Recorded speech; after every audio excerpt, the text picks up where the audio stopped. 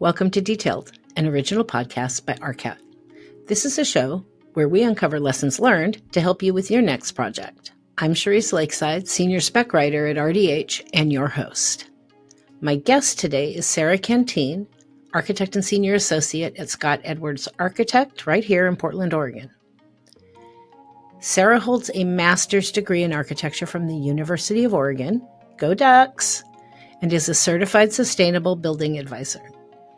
With over 20 years of experience, Sarah brings a broad understanding of construction, detailing, and site context, and has a demonstrated ability to respond to unique project challenges.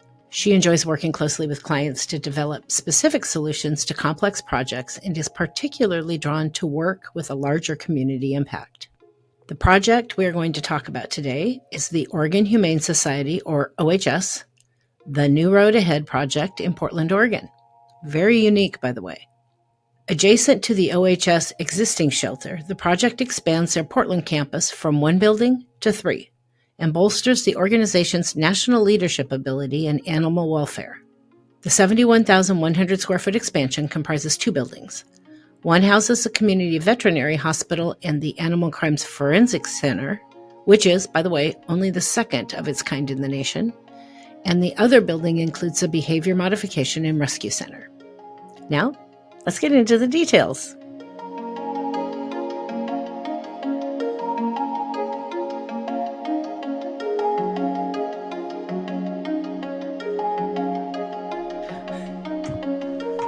Hello, everybody.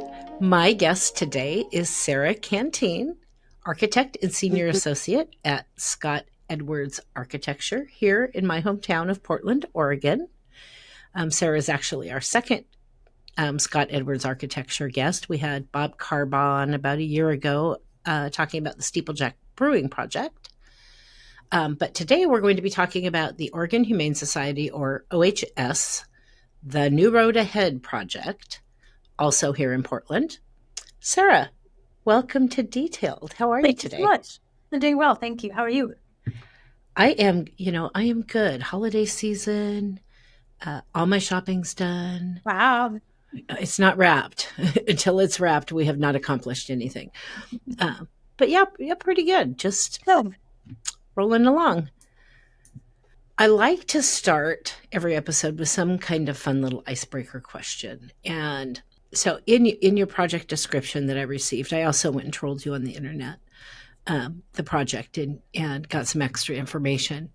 But one of the things that you said was that everything on this project was looked at from an animal's perspective, which I thought was really interesting. We'll have a question about that later. But so I thought it would be fun to ask, if you could be any animal, what would you choose and why? This is a hard one because I'm so, I love animals so much, and I just don't know. I'm reading a really interesting book about how different species on our planet perceive reality, and it's put a little spin on things. I kind of almost think I might be a housefly. It might just be like knocking myself out of the way I think I know the world. I don't know. It'd be pretty nice though to be a house cat or a dog. They get pretty pampered, so it's a really tough question. So I don't have a very good answer for that one, but I hope it's a loved animal.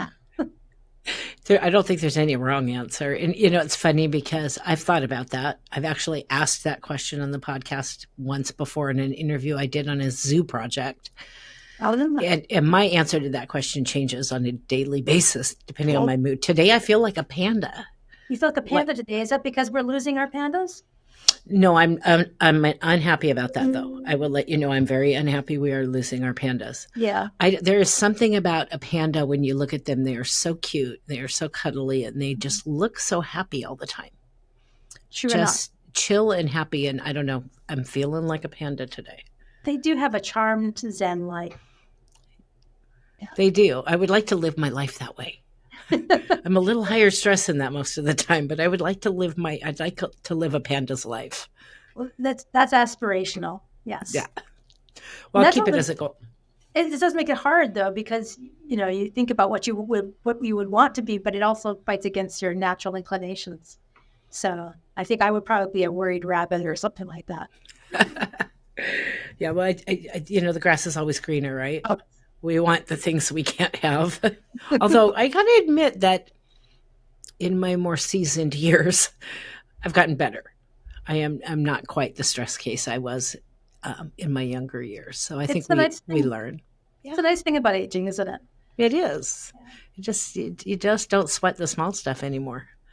No time for it. So we read in your official bio already in our intro, or we read your official bio already in our intro. So briefly, tell me one thing that you are particularly passionate about in our industry in architecture. I have a lot of things that I'm passionate about, but I think it's really looking at space. That sounds silly, but I really feel passionately about building space that has light and form and it connects people to where they are. And that follows down all through the materials, of course, but that's really sort of where I like to come from. Is like, is the space that we're making good for people or animals or whoever's using it? And I mean the space by a physical space, not just floor planning and making sure there are enough square feet. That's not it. It's kind of that fusion of the practical and the architectural, which is still, in my opinion, an art form of some sort. It's not just a service. Well, it's funny you in that statement said this might sound silly. I don't think that sounds silly at all because space affects the space that surrounds you affects everything about you while you're in it. Whether Yeah, you're more stressed out or whether I can't be in a panda I can't be a panda in a disorganized space, or something that you see those things that drive you crazy, or why did they put that there, or that don't make the space feel warm or inviting or zen like, or whatever it is you're looking to achieve in that particular place. So no, I think I, that the panda analogy is actually really good because a panda has a specific space and a measure of air around it and trees and bamboo and there is the whole entire setting that makes that panda feel it can be itself.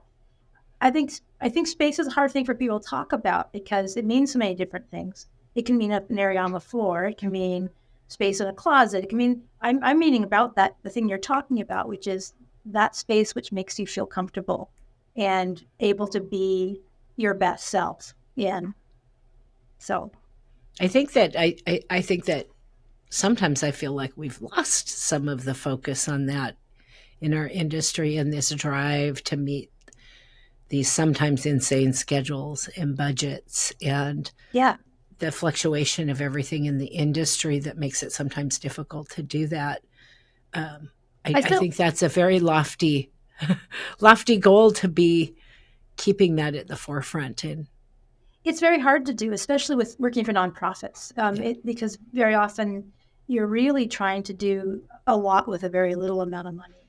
And you're constantly being hemmed in by the responsibility of what you do with their limited funds and resources. But fundamentally, if you're not reminding yourself that this is for people's better health and mental health, physical health, people spend most of their lives in buildings. We better be keeping that forefront. But it's very difficult. I mean, the entire industry kind of fights against it just in terms of cost and size and space and resource allocation. But it's also good from a sustainability standpoint to think of, how can we pare anything down to be in its simplest form so that you can't reduce anymore without entirely changing the whole program. And there's not a lot of fluff, but that's kind of a responsible thing for architects anyway, I think. well, I love that answer. I will say that. So let's talk about this project. So the Oregon Humane Society, the actual name of the project is The New Road Ahead. Mm-hmm. So this is a really, really interesting, I warned you in advance, you get extra questions because this is a really interesting, I'm just like, what is that? Really? I had no idea. What is the history behind this project? What drove the need for this very unique facility? It's really unique. So a little backup on Oregon Humane. It's the second oldest humane society in America. I'll be getting my memory correct. It's been 5 years since we started the project actually, and so it's been around for 155 years now, and older than a lot of cities in America. it started out providing services for particularly horses. They saw a lot of work horses in downtown Portland, and they developed the Oregon Humane Society really for the horses and providing for them. And it gradually grew to providing for a lot more. And now it's particularly dogs and cats and small animals. And they had a capital campaign a while back to build a larger shelter, and that included a small teaching hospital in it. And they've been doing great. They provide a lot of services. They started adding on deputized police staff to help confront animal abuse. So they started to see their program growing, and not just being about making sure that a cat or a dog that was picked up off the streets was healthy or adopted. It was starting to be more of a holistic look at domesticated animals. So they were recognizing also that they were getting a lot of animals brought in who were very sick and old, and they were being brought in because it's not because their family didn't love them or want to keep them, but the cost of medical care for animals, as we know with people, has gone through the roof.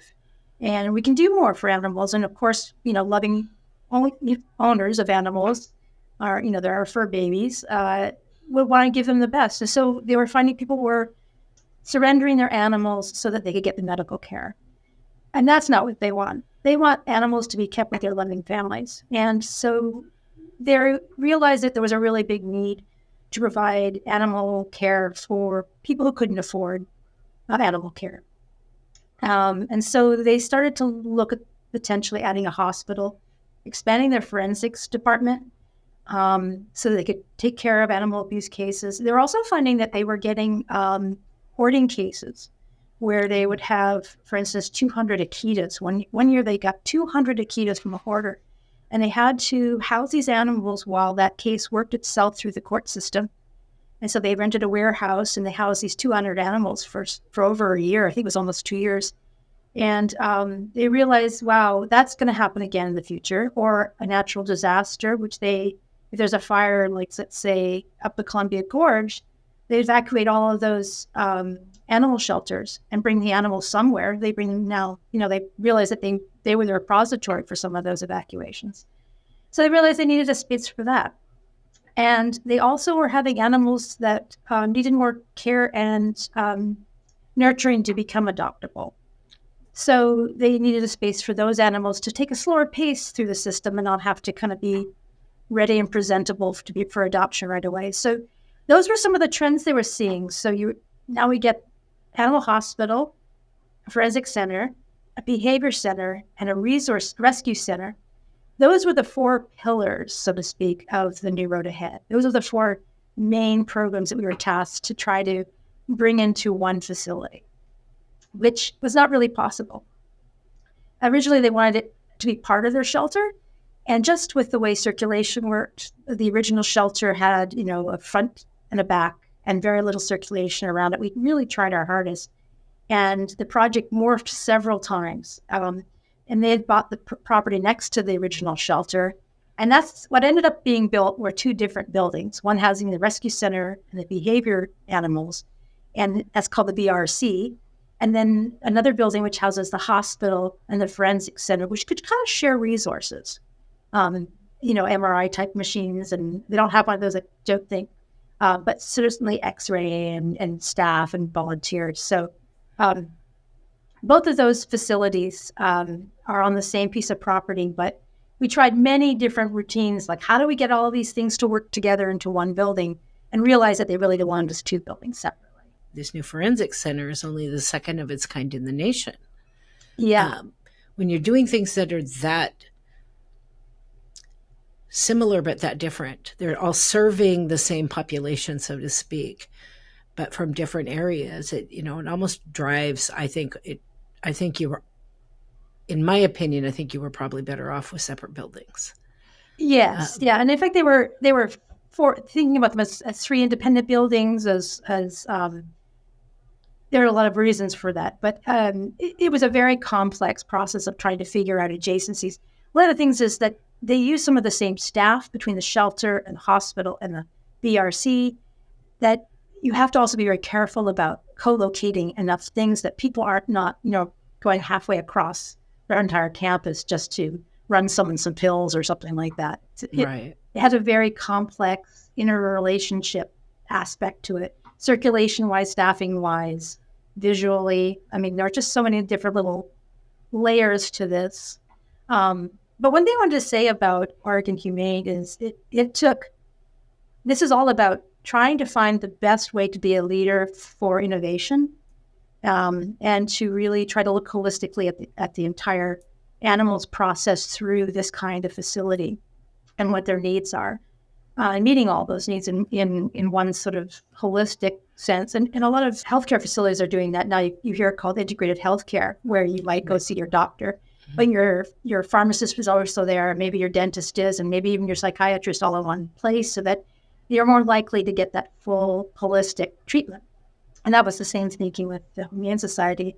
And I think it's testament to just how long they've been in service, that they've had this track record and seen their industry start with horses and end up with dogs and cats and small animals. So they've seen these ways and how it changes, and they wanted to be as nimble as possible, and to reflect the times, because they also don't know where it's going to go. They want to be prepared for how it morphs in 50 years. And they had some great people on staff, and their CEO was great, and everyone was really on board for being really experimental. Even though we sometimes came back to the most obvious solution, they really looked at everything to make sure this was being as forward-thinking as possible and as dedicated to that kind of holistic look at how you take care of an animal who needs your help. Well, I'm proud of that. Because it's Oregon and in my home state. I was really impressed when I was reading this to see just the uniqueness of the facility. I'd never heard of anything like that before, and the lengths that it sounds like they went to really do the best that they could do. Because I'm also an animal lover, though I don't particularly want one at this moment. I love my youngest son got a corgi recently, and so I have a grand fur baby. That's a pretty cute one to have too. Yeah. Oh, he's a piece of work. He's adorable. So there is, we just talked about this a little bit, but let's get into a little bit more detail. There is an interesting variety of spaces in these buildings. Yeah. Broadly, because we'll get even more detailed than some further questions, but broadly, can you describe just some of the different programming areas between the actual areas within the building, types of spaces that you had to design? Sure. Yeah. So the ground floor of the hospital building is like you'd expect a vet hospital to be. A nice, big, generous lobby, which is very glassy, which we have bird-safe glass. We don't want to traumatize people sitting in there, but it's designed to be kind of this big open space, so that as you bring an animal in from the parking lot, that they don't sense that they're coming into the confines of a building. It's kind of more of a gentle, like, oh yeah, it's a little transition, but it's not too scary. And then there's some nice, generous hallways that lead to exam rooms, which are, they have a very similar flooring to the lobby. So we tried to minimize the sensory transitions for an animal. That actually even starts in the parking lot, because we've got these things called pee posts, which you'll learn in discussing or talking to me about Oregon Humane, is that everything comes down to urine. Everything gets peed on at some point. So to try to keep that outside as much as possible, we started with these posts in the parking lot, which dogs will confront. They're tall, they're inviting, they get peed on immediately, and then the dog doesn't come in with a full bladder. Things like that, of trying to figure out, like, how is a dog or a cat going to confront or experience this space as they're brought in? So the ground floor has exam rooms with a center treatment room, and as you work further into the building, there are surgery suites and all the different procedural places that you need, plus some housing for longer-term patients. So it's as simple and as intense as it needs to be. So if you're just coming in for a shot, you only go in so far. And if you're going in for a really major surgery, you would experience the full building. And that shares connection with the forensic center above. So they can share an elevator, they can share loading space, they can share garbage, all of the things that we could try to link together, so we're not doubling up on paying for two, garbage shelters. That's a thing. You don't want to have these things spread out so far that they become a burden to your budget.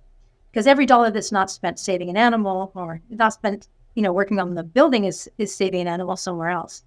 So the forensic center is upstairs with a nice, with the call center. We actually had designed some space upstairs for future build out, which has already been built out. Because once they see it, it's like, well, that's great for this program. They can advance their programs even further. That was great. And a break space. And there's a bridge that actually takes you to the main level of the shelter. So staff can come back and forth. It keeps the staff connected because there's this nice, great break room that they didn't have in the shelter. And now people can come over to the hospital and experience. And so they're still keeping their culture connected to one another and working together. And that's sort of what comprises the hospital building. And then because there are more security issues with the sensitive animals, and as I mentioned earlier, some of these animals that are part of the rescue center and the behavior center might have been animals that are part of an ongoing case against a hoarder or an animal abuser. And because they don't belong to the Oregon Humane Society, and they still are someone else's property, they have to be housed very carefully so that they're secure and safe and are getting proper nutrition. They can monitor all of that, but they're still technically actually, what am I looking for? What's the word? Evidence.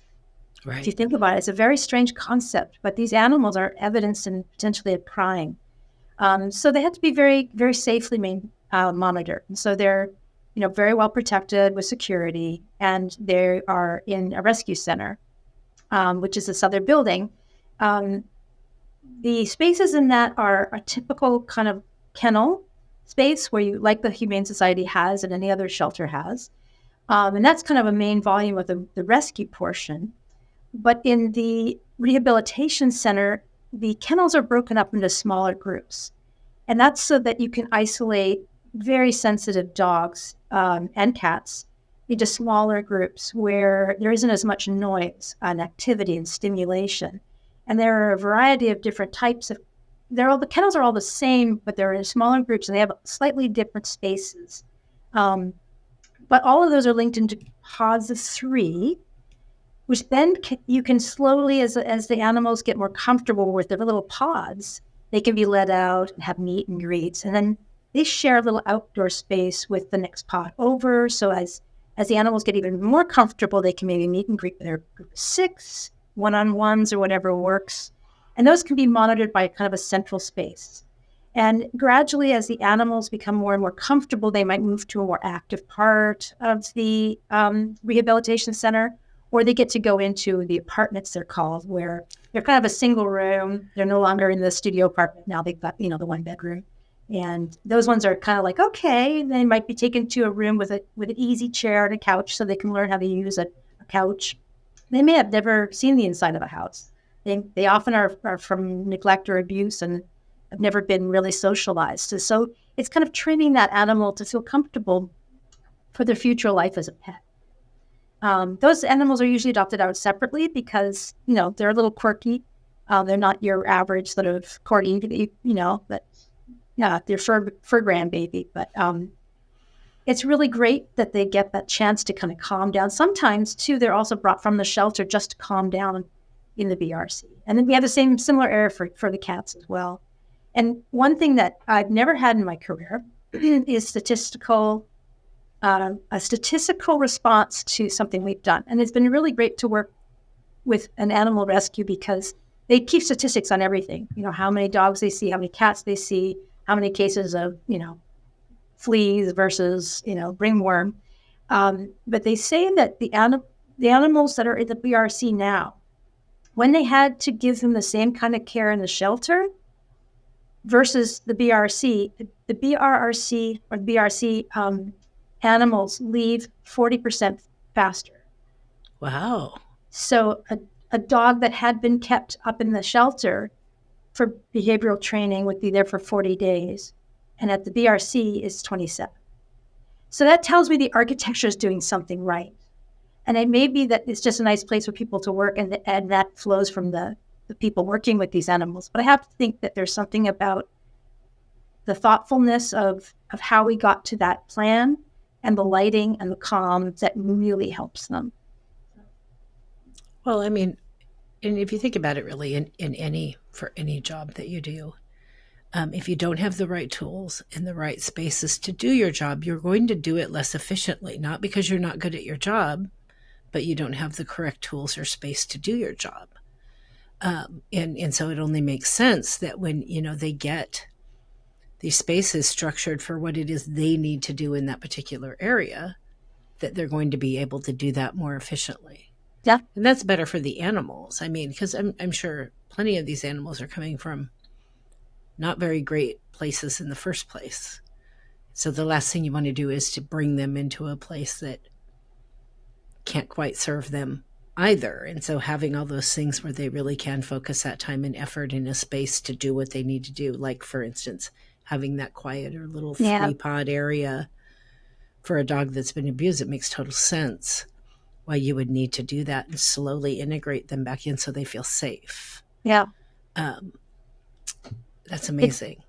It's logical, but it's not a place, it's a resource that a lot of facilities just don't have. And that's why you see these sad reports of the dog that's been in their shelter of the whole life, because they just don't show well in a shelter. There may be a fantastic animal, but without the right context, they don't shine. So, well, we have lots of ways, I think, to influence positive change in this world.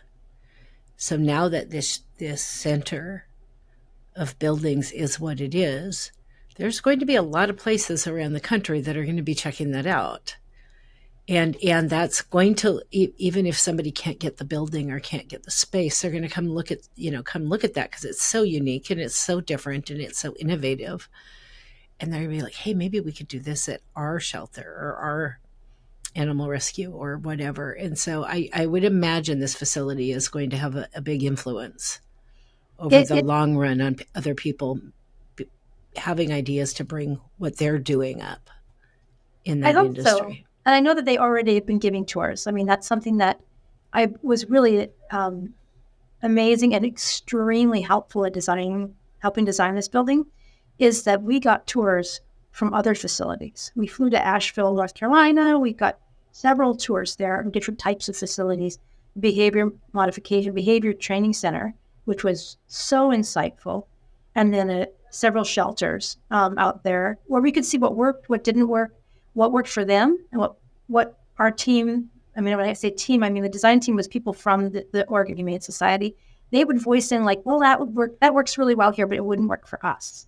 We do things this way. And then you have to separate, okay, well, you do that way, but could you entertain doing it a different way? Is there a better way to do that? But honestly, without seeing all these different facilities, I don't know that our project would be nearly as good. It's really, I can't undervalue the input and influence of all of their other partners out there doing the same or similar work, because all that fed into their understanding of what they needed and trying to create a facility that was thinking outside the box. We had tours of the Oregon Zoo on multiple occasions. We talked to their forensic staff, their medical staff. It was very, very, very educational. Even just trying to figure out how our transfer doors between kennels would work. The zoo ended up being kind of a prime example of how to make that happen. I could talk for an hour on just the kennels. Well, I mean, in buildings, don't we have to know how our users use the building? I mean, not in this case, it's not just the humans that are working in this building. You have to know how those animals need to experience this building and how they need to move through the building. And I mean, seriously, never, ever in my whole career, which is getting pretty lengthy at this point, did I ever think I would talk about how are the users going to pee in the parking lot before they come in? It's a thing. You know, I mean, if you're really, really doing your research to make the best building possible, you know those things. Well, I think that comes from listening to if you have an informed, educated user, which, I mean, this group was amazing. But I think most of the time we do have people who are really know what they do. If you really listen to them, you can learn so much. I tell people this was like a master class in animals and in animal behavior, and just because everyone has something to teach me about how an animal interacts with their environment. And the PPOS actually comes out of a conversation early on where the facilities manager said, "Oh, please make sure that all copper or all piping is not near animals." They had a situation where on their walking path, they had to go through part of a building, and outside that door was a gas pipe, and the gas pipe had some insulation over it. I think it was a gas pipe, but it was too enticing for the dogs on their way to go play, that they'd see this vertical on the building and they would lift a leg, and they just can't stop an animal halfway through. It's Right. just not going to happen unless you want to take a trail. So over time, though, it rusted a hole in the pipe. Oh, You're like, why is this happening? Where's the gas going? What's going on? And it's because it was basically etched out. So those kinds of little tidbits, even from like a facilities manager's perspective, are super informative, because things will happen the way they're happening. You can fight the tide, but why? Well, that's such a huge, I do a lot of teaching as well. It's such a huge lesson in that statement there for any of our listeners, and how important that going to the next level of homework and talking to all the different players. Sometimes you end up talking to a couple head people in a firm, and I did schools for years, and at a previous firm, we did schools I was there for over 20 years. And they would often have like the head facilities guy, but they weren't always talking to the teachers or talking to the students or my favorite question is always, what drives you crazy at work? Because that's usually where I want to start. If I've got something to fix, what's driving you crazy every day? Don't tell me what you love. We'll get there. What's driving you crazy? So kudos to you. I mean, I think that's amazing, to get to the level of thinking about and knowing to think about something as simple as a pipe on the outside of the building that a dog might want to pee on, and the damage that can cause. And I never would have thought to ask that question. I probably wouldn't have thought to ask any of these questions. Well, if you're chatty like I am, you don't always have to ask them. They're generally volunteered to you. I think it's an attitude that you go in understanding that you don't know more than them. That has to be the starting point. That these guys are the experts at what they do. They're going to tell me what I need to know. And if I feel like I'm not getting it in my heart, if I feel there's still like, I don't really understand this, then that's the question time. But the further probing. But generally speaking, if you really let people open up about what they do, people are so forthcoming and so helpful, and they just will add so much to your architectural experience. As I mentioned in the icebreaker question, your team looked at everything from an animal's perspective while working on the design of this building. And I was sitting here as I was writing the questions and thinking about this interview, asking myself, how do you do that? How do you look at something from like today, I want to be a panda. How do I see the world through a panda's eyes? I mean, I know that a lot of the feedback came from the owners, but what did that process look like for your team? Did you have actual sessions where you sat down and said, let's all pretend like we're a dog? And how did we think we'd look at this? I mean, I think something like that would be hilariously fun. Look, it came up a lot, actually. I mean, there were a lot of times when particular behavior, people who work with animals, the ones that need behavior modification or behavior help, but also just the people that just take care of all of the shelter animals. They say, oh, well, if a dog saw that, and they would launch into something. Well, I think the OHS assembled a really great crew of people. I mean, people who work at animal shelters anyway are wonderful because they're just, they really have their heart in the right place. But they also have to be very intuitive about how an animal is going to react, because there's an element of danger. I mean, if you spook an animal that you don't know, that animal could bite, and is that, not only hurt you, but it could potentially, hurt their chances of survival, frankly. So there's always this really constant awareness that you're dealing with an animal that cannot articulate what the problem is. And so you have to be very aware and attuned to how they are trying to tell you what they're trying to tell you. So repeatedly, OHS, their design team, which included doctors and facilities managers and trainers and, you name it, volunteers that were just there to help, move a dog from here to there or a cat from here to there. They were constantly telling you, oh, well, when they do that, that means this. And they've done it so many times, they go, oh, well, if I did that, this cat's going to have a reaction because they don't like to see other cats face on or something. They would start to articulate those things and often would act them out. And we also went and spent some serious time job shadowing.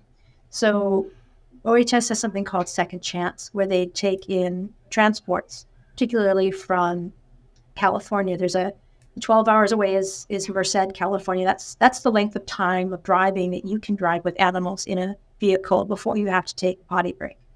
And so that's primarily how far they go, and then another transport would meet them there. And that's how they can physically do what they do. And one of the first transports we saw coming up had 100 animals in this special van. Wow. And they're cats and dogs. I think it was 100. Yes, I think it was pretty close. And so they're cats and dogs, and they get separated, and then they get all the paperwork gets processed, and then they go and they get fed, and they get put in their kennel, and they get walked first of all.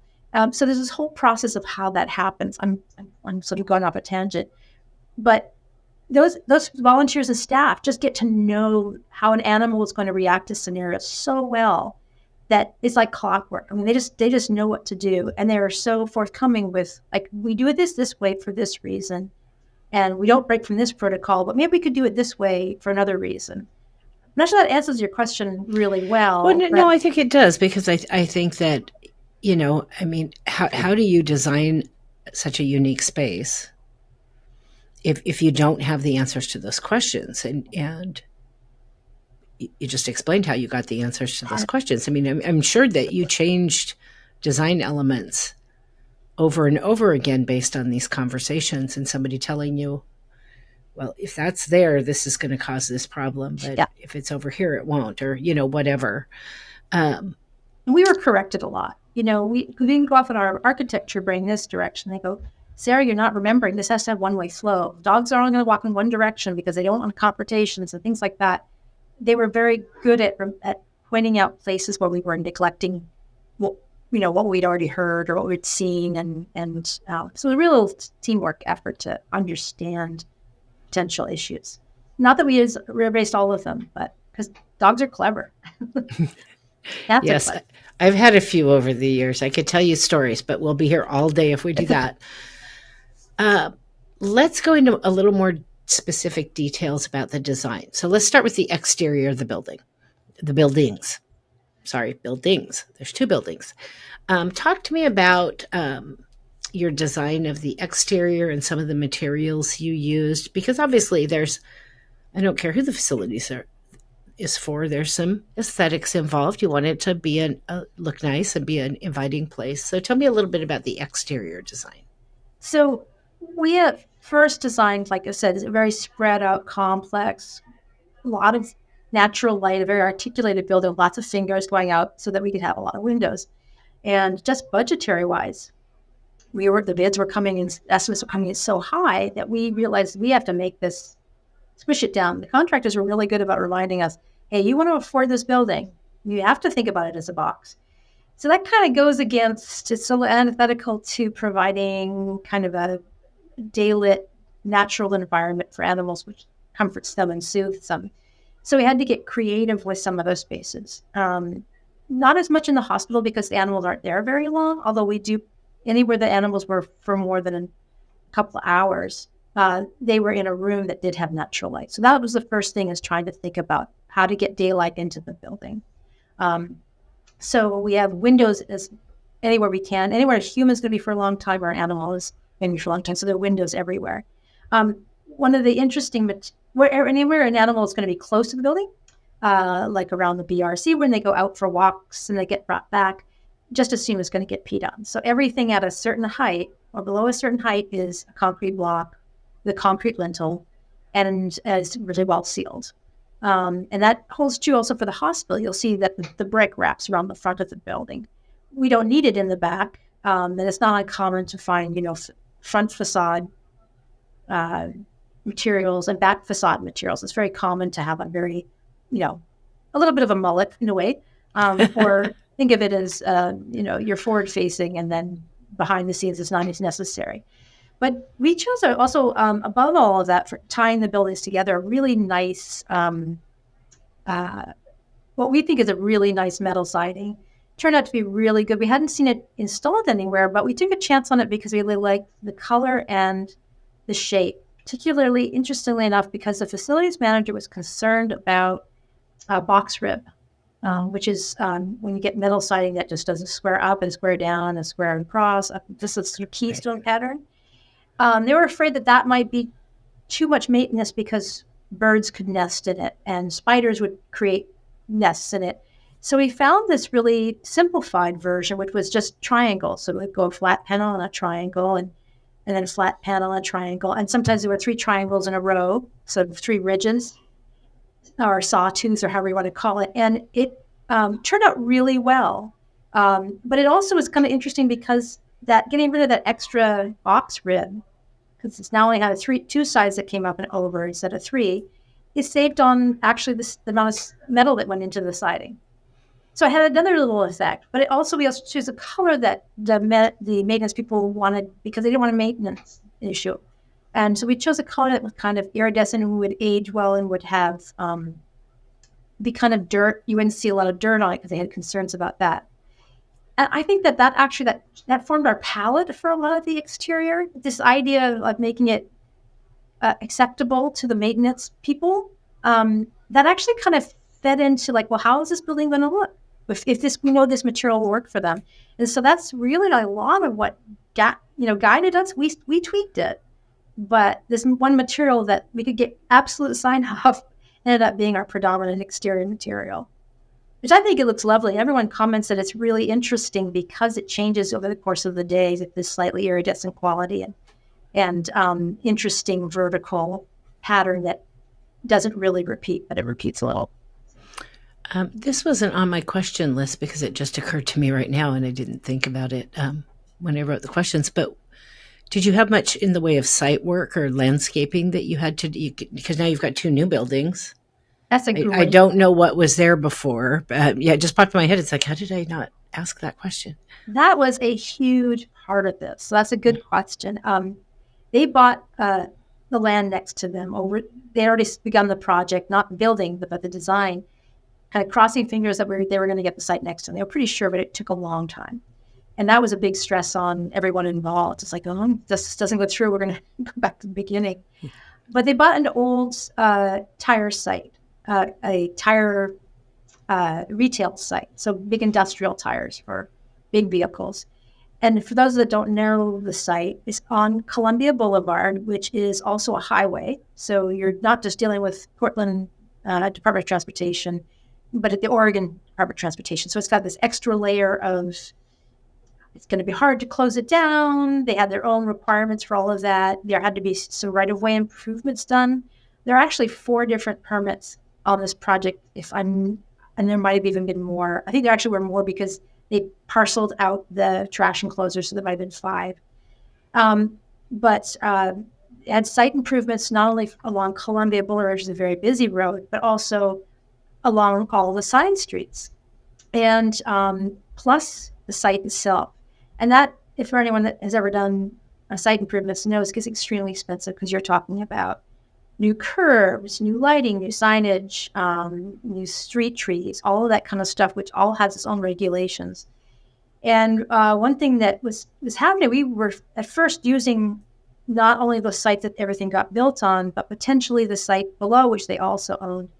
And we realized that if we removed one of the existing buildings that the tire company had used for their maintenance, because there was a series of canopies and buildings on the site before we cleared it, that we would have to do street improvements all the way down if we used the whole site. And that got so costly that we decided we would stop our development on the tire site and keep that building, which was holding up basically the corner of the whole site, and use that in our plan rather than the expense of having to do retaining walls and all those street improvements.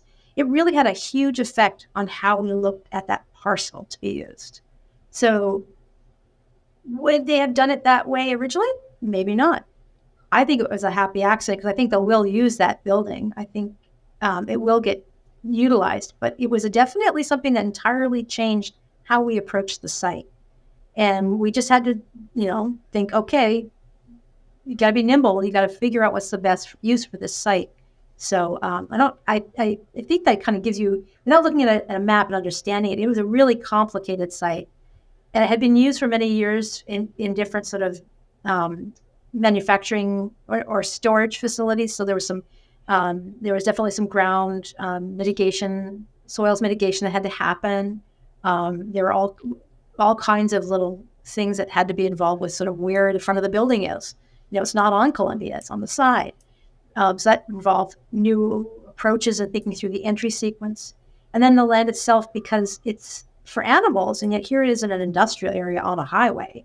How do you make that both iconically Oregon Humane, but also a more humane place? And so our landscape architect came up with a series of sort of a party of mounds. And that these mounds are gently rolling hills along Columbia. And so as you're driving by, you're mostly seeing nature, seeing more landscape than you would from the other buildings. But you get these little glimpses through every time you hit a low point in to see, oh, there's a building in there. Oh, that's the hospital. Oh, so it's sort of giving these sneak peeks. But the mounds continue on into the landscape plan for a very different reason, in that dogs circulating around the park or the sort of entry area, if they didn't want to keep them inside while they're waiting for their appointments, they could be walked outside around some mounds and they wouldn't see each other, but the humans could see over the mound and make sure to kind of keep animals away from each other and not so stressed. So there was a lot of thought that goes into just the approach, how we had to deal with existing buildings, how the landscape responded to both people passing the building, but also the animals within the building. And it's from a large scale level, but then also to a granular level of even, making the sidewalks through the parking lot out of concrete instead of asphalt so that dogs wouldn't have to walk on hot surfaces in the summer. So it's very hard to just limit discussion of any part of this building to just one little thing, because I could go on for an hour. So I'll stop now. No, that's great. And I would imagine, so I am familiar with Columbia Boulevard because I do live here in Portland. I would imagine those mounds along Columbia Boulevard and whatever landscaping you did there also are a kind of buffer from the noise of Columbia Boulevard, and also a little bit of a buffer to make that site more peaceful for when they are, they're walking these dogs all the time. These dogs are outside all the time, I imagine. Mm-hmm. And so, that they're not out there with a dog with these busy, noisy cars right there. Columbia Boulevard's there, but it's amazing how just something like that can completely change the level of noise. It does. And distraction, and especially for some of these dogs who are coming from a tough background that might be super timid or afraid of loud noises or whatever. There was a lot of layering of the site and really conscious efforts, both for the visitor to the hospital, but also for the dogs and cats you're talking about, that it is definitely layered in more private as you enter further into the site, for that very reason. Makes a lot of sense. So you also talked in your project description about highly organized adjacencies, and we've talked about this a little bit. Let's talk about Animal Crimes Forensics Center a little bit more, because that's one of those, what? That was me when I read that. What? Did I double take? And being a little bit of a true crime fan, I've got, like the TV show CSI and all these things in my head. So did we. Yeah. I've never, obviously, second of its kind in the nation. So that's why I've never heard of anything like that before. What are you designing in an animal crimes forensic center? Like, what are the unique needs of that space? Security, number one, because the forensic center is essentially an evidence gathering tool. I mean, you're not taking care of animals deceased at that point, but you also might not be just dealing with a deceased animal. There might just be evidence, dry evidence, for instance, computers or receipts and other kinds of evidence like that come from a hoarding situation or an animal abuse situation that may document that animal's abuse. And so you need a couple of different tools to take that evidence in. One of them is a necropsy room. And a necropsy room is just an autopsy room that's for animals. And they use kind of a similar exam table, similar head sinks, similar air ventilation, very important. And cleanability is really important in that room. Space for rolling trays, ability to bring in an animal on a trolley. When necropsies are done, the support spaces for that are also a cooler.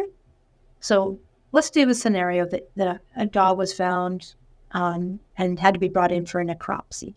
Maybe it had a bullet wound or something like that was the cause of death. They would bring the animal in and through an elevator and bring them upstairs to the secure area. And they would come through doors that only certain people have access to that can be recorded as who came in with that evidence when. And so you come in and you first log it into the cooler if that's their first. It's there going to be waiting for the autopsy or the necropsy, and then it would go into the necropsy room, which has all those things like the sinks and the tables and all that and the lighting, which all have their own requirements in terms of installation, and lighting requires a tremendous amount to keep it stable on the ceiling because they're quite heavy. So that's something. And then they would go and be processed after they're done with a necropsy. They would go into a freezer where until they were ready to be disposed of or re-examined, I suppose, or released to whoever was the owner of them.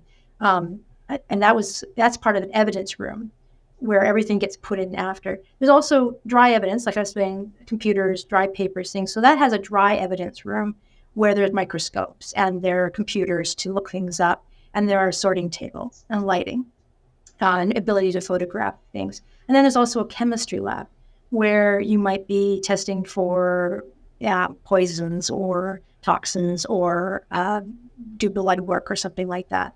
And that's where that kind of evidence is gathered. So there's the three distinct areas where they each do a different task, but they all produce some sort of evidence, but it's a little bit different in nature each time and a different storage facility each time. So it's actually quite a small space because it's a smaller staff, but it's a very important part of what they do.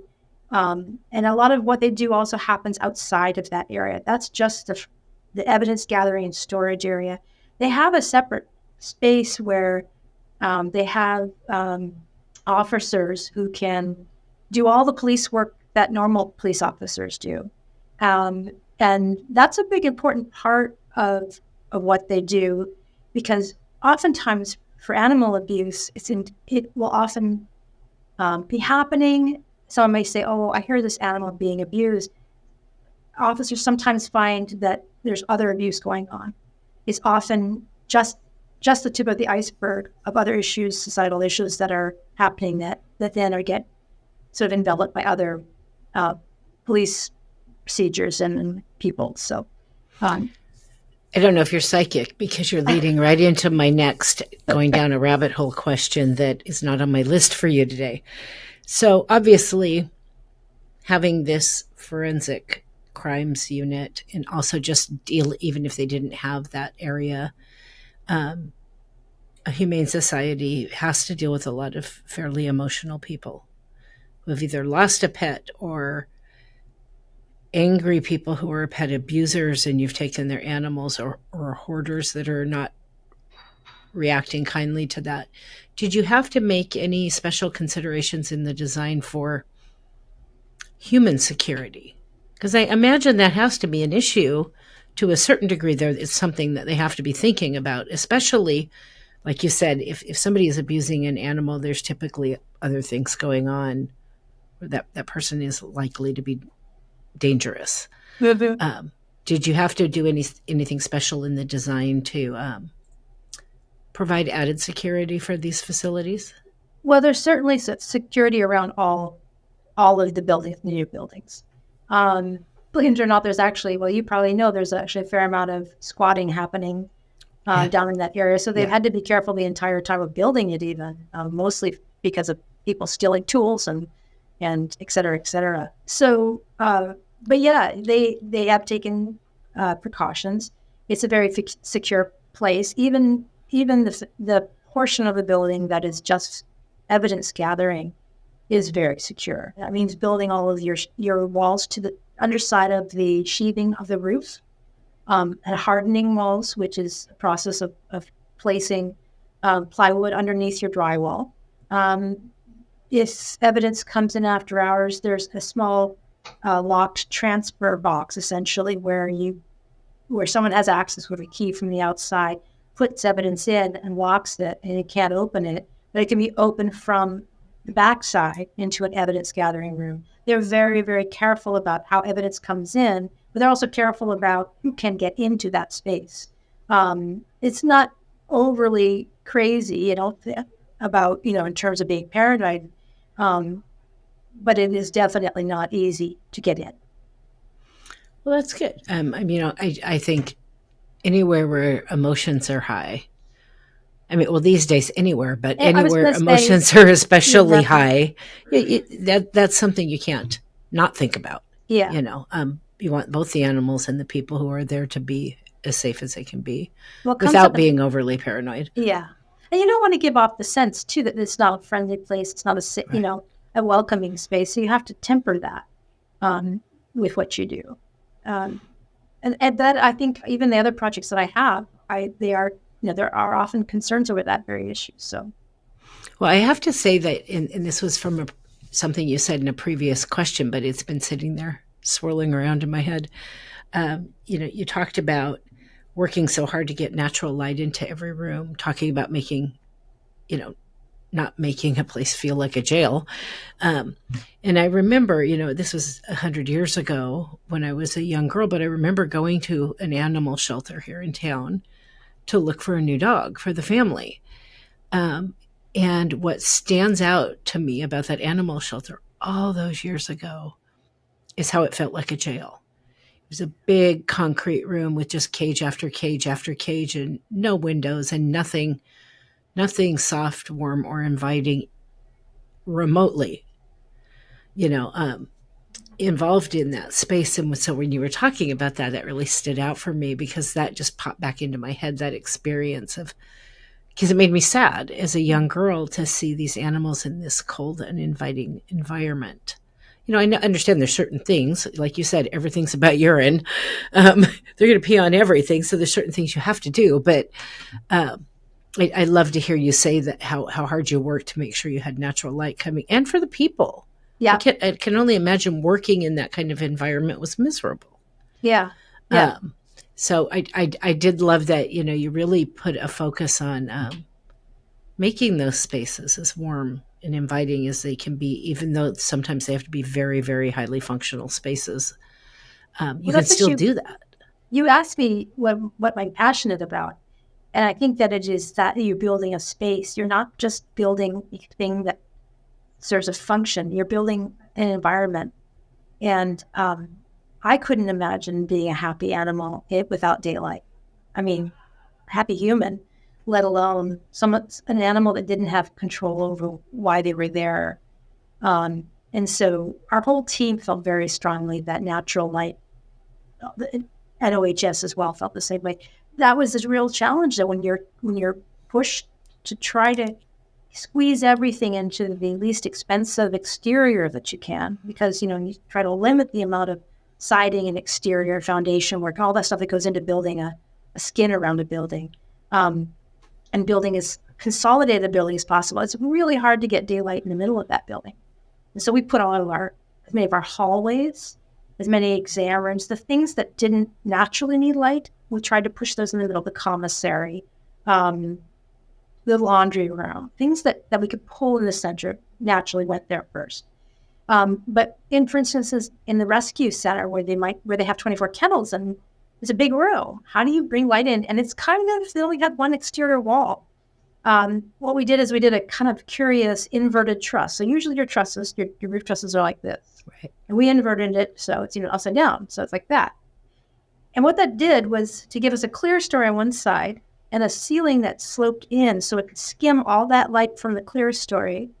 And then the one that had the natural light was on the lower side, but it already could skim light as well in through that side. And it had a nice benefit that it also let us put acoustical panels facing in opposite directions down, so that the noise is not just being bounced on the ceiling and then bounced over. It's kind of collects in a smaller zone, and it makes for a much more quiet interior. So we could do two things at once: that sound attenuation and getting light to the very center of the building where we could.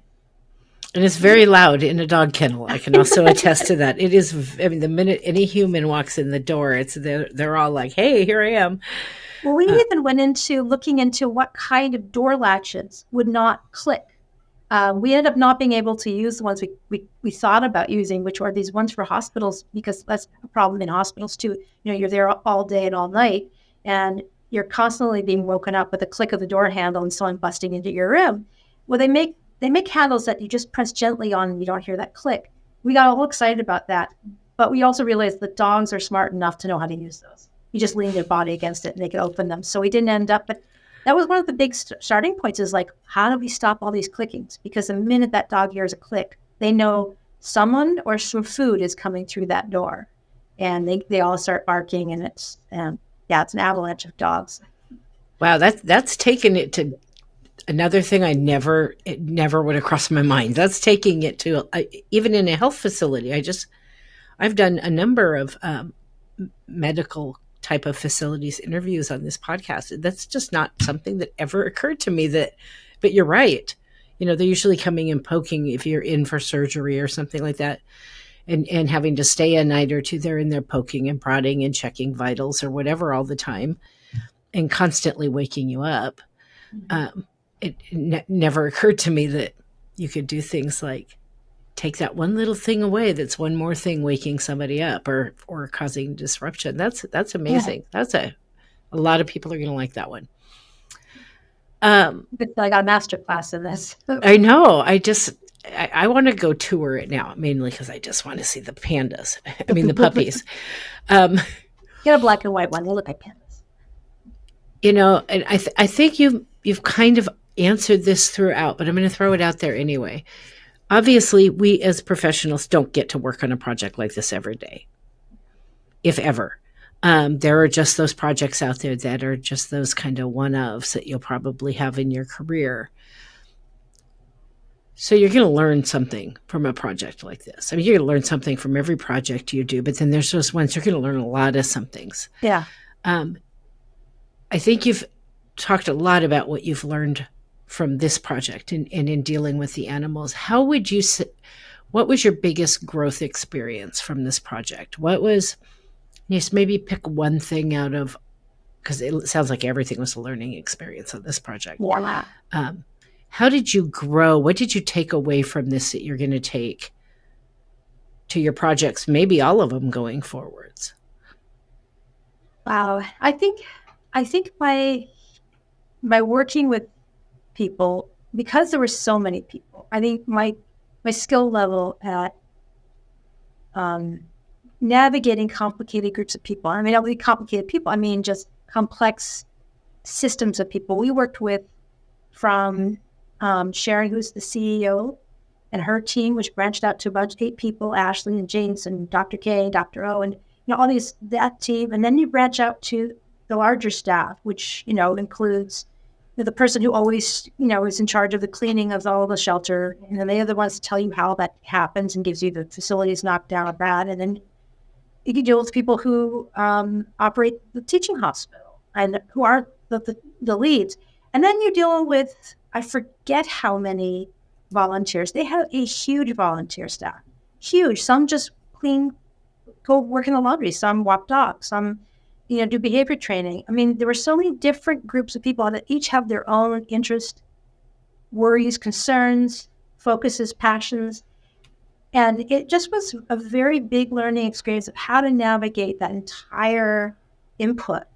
We had one design charrette where we had a charrette with, I don't remember how many people. I want to say there were at least 40 or 50 people. And we showed almost 200 slides, I had 147 or something. And we asked them we had Post-it notes, and they were just supposed to give us their spitfire reaction to what we were showing them on the screen. And we got thousands, of course, 3 times, or 40 times, 50 times, 100 and something. We've got thousands and thousands of reactions to these visual images of what the feel of the place should look like. So we went macro, just navigating all of that input. I just feel like I learned a tremendous amount about people, how to talk to people, how to synthesize information from them, and then how to be able to explain what we needed to get from them. I'm not sure if that's the greatest way to sum it up, but it was a very intense experience. Didn't always nail it, Some people are probably like, darn it, I really wanted it to be, high contrast, graphic-y on the inside and bright red, and they didn't listen to me. And that happens with every project, but I think people are genuinely happy. And that's what the impression I get when I go there and visit it. And I think they're very happy with how the animals feel in these buildings. And it's interesting because after this project that we wrote ahead, they realized that to really be responsive to their volunteers, that they had to improve some of the conditions that they have been putting up with for a long time. So we actually have a 5th pillar, and we've been working with upgrading some things in the hospital and already are in the shelter. And we reworked the commissary, and I've been just getting like, why do we do this so that we can finally get a pathway through the building? And so, long answer. I'm prone to those. Sorry. But working with people and really being able to have real good, just honest, informative discussions and responses. A group that size, I imagine, that was just, probably no group is ever going to intimidate you again after that. But in so many, because I heard you running through all the different people, and you didn't even mention the law enforcement, and I was like, well, there's another one that popped into my head. But if you can do that well, the rest of it will happen well. Yeah. I don't want to get up and give a speech. I fail miserably. But when I'm one-on-one with people, I really love that discussion. I love that scale. And I think that's a really good thing to have learned about myself. I mean, I knew it, but when that's a bigger level, it's kind of like, this has just been great. But that's a really important thing to master. And I don't know how many people I've asked, what's something in our business that drives you crazy? And over and over and over again, the answer is communication. And this is a team business. Yeah. There's nothing you do as a silo or should be doing as a silo in this business. It takes a whole bunch of players to make a good building happen. Yeah. But yet we struggle in the area of effective communication, which is just a little bit insanely mind-blowing to me. And we have for years. I hear it over and over and over again. And so I'd love to hear when somebody really embraces the benefits of learning how to do that well and taking the lessons away from the things that went right and the things that didn't go so right. Because like you said, not everything goes exactly the way you want it to, but when it doesn't, you are learning a skill to have it go better the next time. Right. So you get more benefit of it oftentimes from the things you don't do right than the things you do. Well, and when you build a good team and you're not bringing your ego in as an adversarial component, your team is there to help you figure out how to solve a problem. And one of the things that our SEA team really came in with is we're not the experts here. You guys are. So we're just trying to make sure we're hearing you right and applying it to the architecture correctly, and hearing you again, and we're reviewing that. And it was a lot of massaging it back and forth. And I think that you're really embracing the fact that you don't have to be right. I think people struggle when they're in roles that they don't feel comfortable in. And I think that if you find out how to be your authentic self in a process, it's a recipe for success. Just don't try to be someone you're not, and it really goes so much easier. Preaching to the choir. I couldn't agree more. I skipped around a little bit here. Tell me, I'm going to skip ahead a little bit. Tell me about some of the finishes inside. I was, obviously I'm familiar with the Oregon Humane Society, so I knew the budget was going to be tight. It's a facility that's going to have some particularly unique needs, as again, back to the urine thing. Yeah. So the finishes have to be highly functional, but of course you want a welcoming space. How did you balance the aesthetics with the functional needs of the facility? What are some of the things you did on the interior in the way of finishes? Well, just being really simplify the palette, first of all, not trying to use and do too much. We use really durable materials. If we knew something was going to get a lot of use, we invested there. Where we felt like it wasn't going to get the same kind of use, for instance, in the offices, you wouldn't have to put the same kind of durability into an office desk that, for the doctor is going to be mostly in the operating room or in the treatment room. But you might have to put that into the front counter, the lobby. And for instance, we used solid surface corian on the entire front desk. So a dog can be on it. That's not going to do any harm. It's going to be a puddle on the floor, but that's easy to clean up. And it's a concrete floor, so that's easy to clean up. And all of the benches that we put in the lobby around the windows are the same material, so they can be cleaned. They have some laminate on the faces of them, but if that gets stuffed up, you pop the laminate off and you can relaminate that.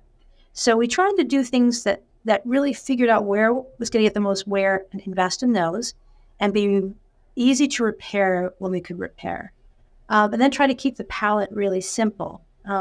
Corner guards on everything, FRP, unfortunate where we needed it, but it's a very good surface. That's a fiber reinforced panel, so you could usually see it in bathrooms where it's got a little bunky surface, but it's really, really durable when you're ramming accidentally, ramming a cart into it or something. So we tried to build as sturdy a building as possible.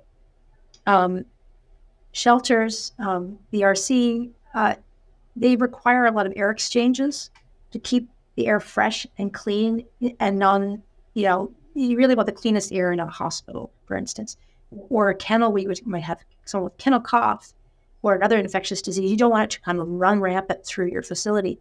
So it takes so much energy to keep the air clean that a big portion of your budget goes to that. And it really is not a very sustainable thing to do because it takes up a lot of energy. Apparently our mechanical engineer came out with like a slide this first day on the sustainability charrette and said, nope, you're not going to get it through electricity. You're using more than just about any other user in the city. So we tried to just build a really durable building. Figure out what your most important things to get done and accomplish. Durability against urine and animal claws, good HVAC system, and then everything else has to kind of figure out rise to a high priority or not. So that's where your finishes. There's also a little HVAC in there too. What's next for Scott Edwards Architecture? What are you working on now that I can call you about soon and say, so when are we going to have you on again?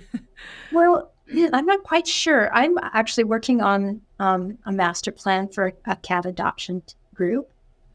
And that's been really, really fun and interesting. And it's a little bit like a mini version of what OHS went through. And I'm also working with some other nonprofits, Dougie Center, which I worked on 10 years ago, which also incredibly interesting, unique, and very, very experienced group of people doing a very unique job. I'm working with them on a campus on the west side. So if you don't know the Dougie Center, it's a great organization. I highly recommend diving deep into that one. And I've moved to a single family residence team. And for me, that's been kind of nice because after working on, smaller budgets and working on the bigger scale of things, it's kind of nice to refill the well, the artistic well with, well, how are these two pieces of material coming together, and thinking about aesthetics first. It's been really a good reminder of getting back to that. Why are we creating these spaces? How do these spaces make you feel? Really getting back to the design part of things. Yeah, I would imagine there's a little more freedom sometimes in people's homes than there is in big facilities with all the players and the budgets and all of that. Very specific things that have to be met, where in a home you might have a little more room to be a little bit more creative and do something. Yeah, or nicer materials or finer materials. And certainly most people are paying on their floors. So let's hope. I don't know. I've met some crazy people in my life, but let's hope. So I usually close out the episode with two final questions. And the first one is more of a broad industry question. And it's different every time depending on who I'm talking to. I saw in your bio that you are a certified sustainable building advisor. And so I thought, well, I'm going to ask her what she sees as the most important current trends in sustainable building design that you think will stand the test of time. What do you think is there's all these kind of new initiatives and new things coming out. What do you think are going to be the game changers? Awareness. I say that from an industry standard. I mean, it has been until fairly recently, in my opinion, hard to tap into how you can change the meter on that. And certainly AIA has started with this 2030 plan, and people are also getting on board with net zero. And but I think it's just people becoming more aware of what construction does to our planet and how we use so many resources and they're not sustainable. And people are becoming much more aware of, do I choose this product or do I choose this one that is, recyclable? I mean, people's awareness is, I think, what's going to really change the industry, because we have to change our culture, and that's huge. But I think people becoming aware of the importance of it is the first start and will be lasting. In terms of materials, there are so many more, interesting, exciting materials coming out in innovative ways that people are, finding ways to biometrically or using biology to tie fabrics, for instance, was one of the ones I'm using this morning.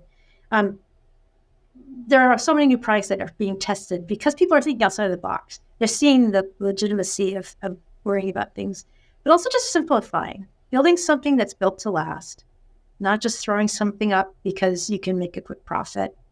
I can't control those things. We live in a capitalist society, but gosh, I hope people are trying to build more simply with better materials and see that as a value. I certainly am. What I was saying about the Oregon Humane Society, we try to build a building that will last and is durable and will live, but also is inspiring from an architectural level to be in, not necessarily win awards, but be in that space. And I think that will contribute to the sustainability of that building. And that's the attitude, I think, that I'm excited about people feeling is the worth of buildings as opposed to their disposableness. So. It's funny, we tend to, be pretty wrapped up in the work that's happening right directly around us. And doing this podcast, I've had the opportunity to talk to a lot of different people from a lot of different places, including outside of the United States. And I'm starting to get a vibe, of what's going on out there. And one of the things that I've been seeing is, well, not everybody is chasing a LEED certification or a pedal or whichever organization you want to talk about.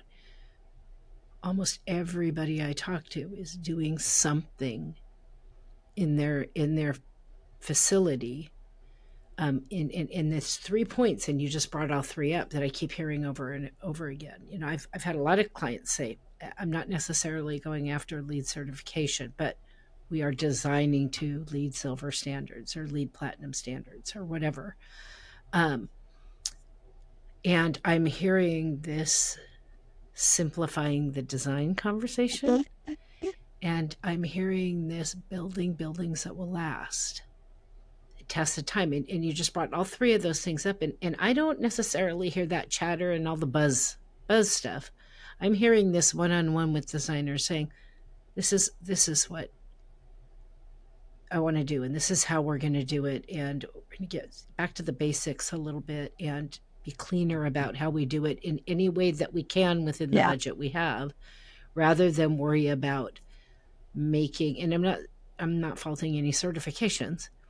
It's just that a lot of people don't have the money to do all the things they need to do to get one of those, but they still want to be responsible and want to do the most they can. And so for the folks that are not in the arena to go after a certification for whatever reason, everybody I talk to is looking for ways to do a healthier building, a more sustainable building, looking in areas. Before, it used to be just buzzwords. People talk the game. Yeah.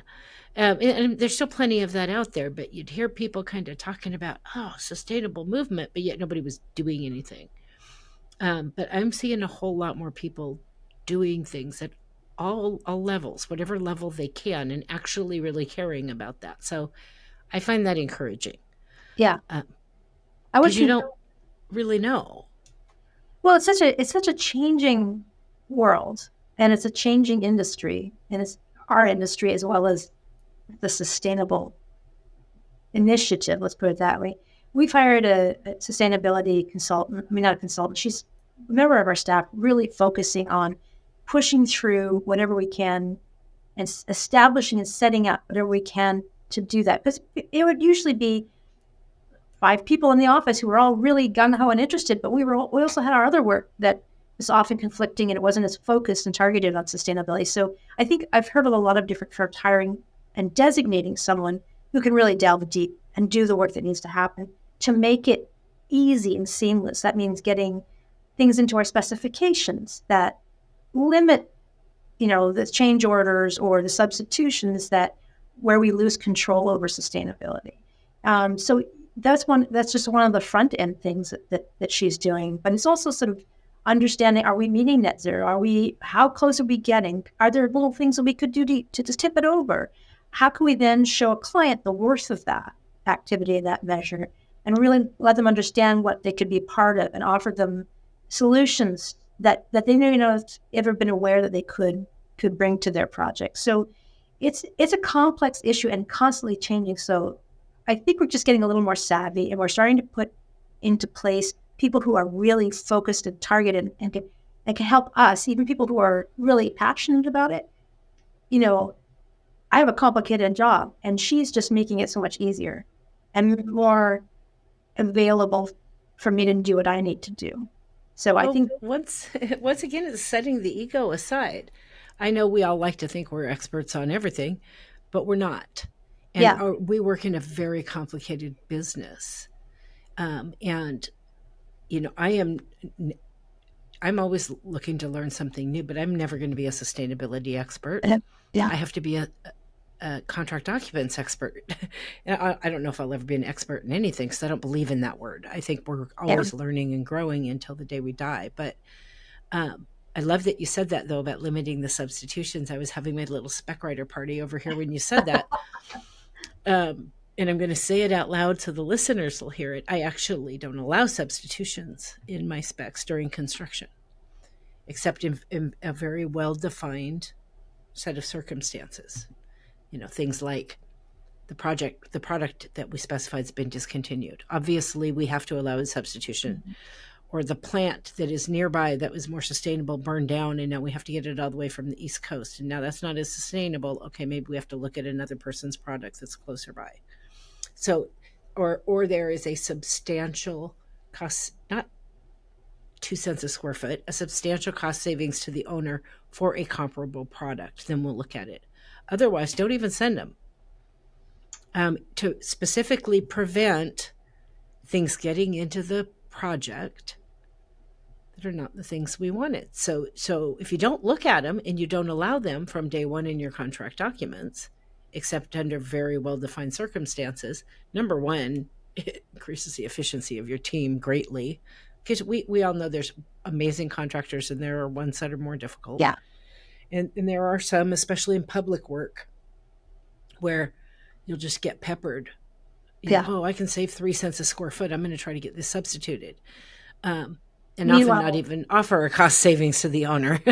Right. And meanwhile, also it costs your architect that time to go and take a look and see if that product is a comparable product, and then argue with it about how it isn't comparable. And then by that time, there's the only other product available because they have a deadline. And that's a good way to just nip that one right in the bud. So go to your sustainability expert person that you have now and go tell her I'm having a party in her honor at my desk today. So final question. Everybody gets this question. We have not had one episode yet. Even with the people that have tried to get out of it, I make them answer this question. So we all, as human beings, we all hope that our involvement in this life will in some way make the world a better place or make an impact on whether it's our environment or the people around us or whatever. For me personally, I call that my personal world domination statement, which means how do I want to make a difference in my world? No, I'm not going to go take over the whole world, at least not today. But it's my plan to make a difference in my world, the things that I have some kind of influence or effect on or can. So personal or professional, how do you as an individual hope to make a difference in your world? What's your personal world domination statement? That's a big question. I know. I love it. And I was thinking, the only thing that came to my mind was when I was going through those teen years, I would have several arguments with my mom about her not being political enough or caring enough about women's rights or this or that. I forget what even some of our arguments were about, because they were about me learning to stand on my own and develop my own ethos and my own thoughts. But I remember she said, Sarah, I just can't fix the world. I can only fix my corner of it. And I felt at the time that was, I resonated with me, but at the time I was like, well, you're just giving up. And the older I've gotten, the more I realized that, yes, some people, we do have the opportunity to do that world domination. Some people are just making those big worldwide impact. But some people also, their temperament is different. And mine, as I've said before, my skills are not being that big public. I'm not going to ever be Elon Musk, nor do I want to be. But what I'd like to leave the impact of is what I do well, and that is bringing people together, being able to have conversations, learn from people, have them learn too, and finally to build or design buildings that have a lasting impact on people, that make their lives better or in animals better. But I'd like to build things that people enjoy and their lives are enriched by. That I leave the place a little bit better because I was involved. I love the story you told about your mom. I fought with my mom all the time when I was between two, but I love her statement that, I can only affect my little corner of the world. And that's kind of exactly my motto. My world domination statement is about my little corner of the world, because I'm not going to be an Elon Musk or a whoever. God, I don't really like that dude, but okay, that's it. That's a whole different conversation. But I can kick butt in my little corner of the world as much as I can. And what none of us really know is how every little thing we do that affects somebody, how far that ripple goes. Yeah. And my motivation is that ripple effect. It might be this one little tiny thing I do here that affected this person that went over and did a little bit bigger thing here. That person they affected did, and none of us will ever know how far anything we do that made a difference in a person or in a place or in the, you planted a tree. You have no idea what benefits will come from that over the course of however many, 100 years or whatever that tree is there. And so that ripple effect is my goal. How many can I touch in this time I have before I die? How many can I hit that can maybe take that ripple effect that actually, at the end of the day, it's kind of like social media reach. You post something, you have no idea how far that thing goes based on other people who like it. And it spreads like wildfire sometimes. It's kind of the same thing. And so that's my whole world domination mission. It's not about the whole planet. I have got not the time or the energy to deal with the whole planet.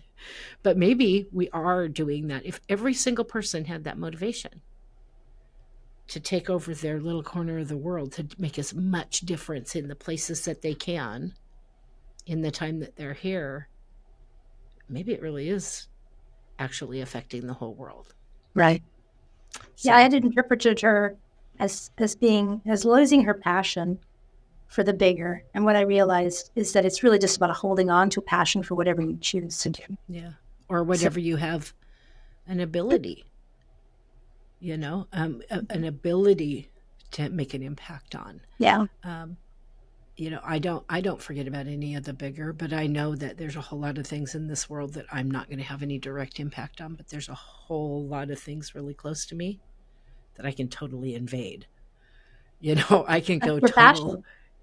Exactly. But that the passion is infectious. When you get excited, when you get passionate about somebody, you can watch the people around you doing the same thing. And that's another way to just, spread the little disease, the little positive, let's make the world a better place disease.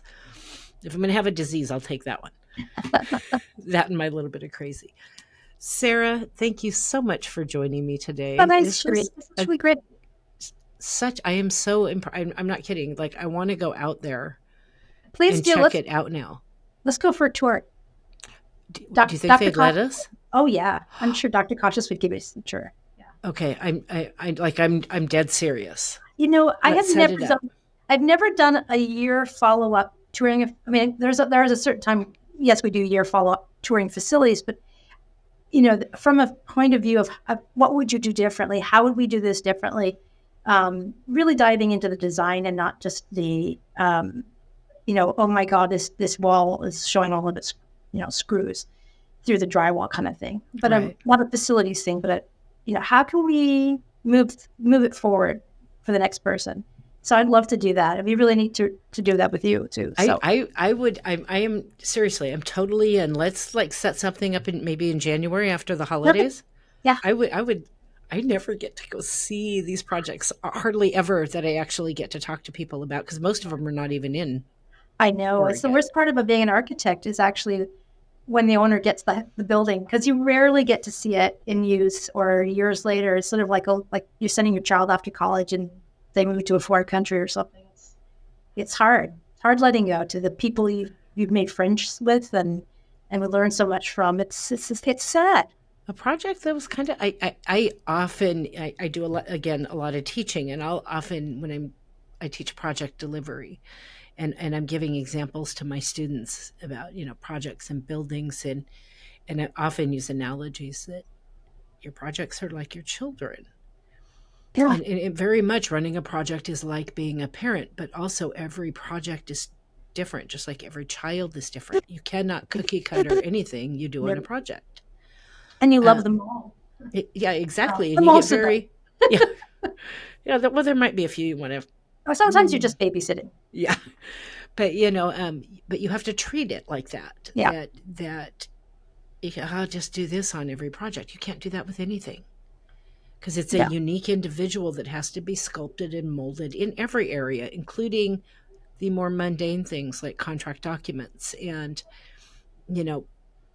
how you have to push all your paper back and forth. All of those things affect it. Yeah. Mm-hmm. Yeah. So, no, I would be so excited. And maybe I'll get lucky and see a puppy that looks like a panda. Those little black and white baby chubby. Exactly. Arms are just, oh, yes. Just getting to see any puppies will make my day anyway. But I would love to see this because it It's such an incredible place. It's going to be a It total warm fuzzy for me. It really is. And I have nothing but like amazing respect and owe them a whole lot for enriching my life through this experience. I think I know everyone on the team feels the same way. And the contractors feel this way. We got really lucky with Lewis. They did a great job. I mean, you'd asked about things what we learned not to do. And there's so few because they were such good partners. They solved so many problems that might have been an issue. It was a great team. So, well, we talked about the whole little world domination statement and affecting our little corner of the world. Do you have any you couldn't even be able to begin to guess at how many lives your team's attention and care that went into the design of this building you're going to affect? Well, it's going to be a lot because it's again a highly emotional place for some people those fur babies are their babies. Oh yeah. And now there's a hospital where people who can't afford to get care can get care for their animals and not lose their animals. The ripples you're leaving are going to be dribbling out for years after we're all gone. I hope so. Some of the stories that you hear are just so beautiful and heartbreaking that, I just feel so honored to be part of it. And I will put in a little plug that you can bring your animal to the Oregon Humane Society for veterinary care too. They have great doctors, a great facility, and it's a sliding scale. So it also relies upon people who can afford to take their dogs to the vet or cats to the vet. So if you need a vet, I highly recommend them. So. Well, we are about to tell everybody that. Sarah, thank you again for joining me. Thank you so much.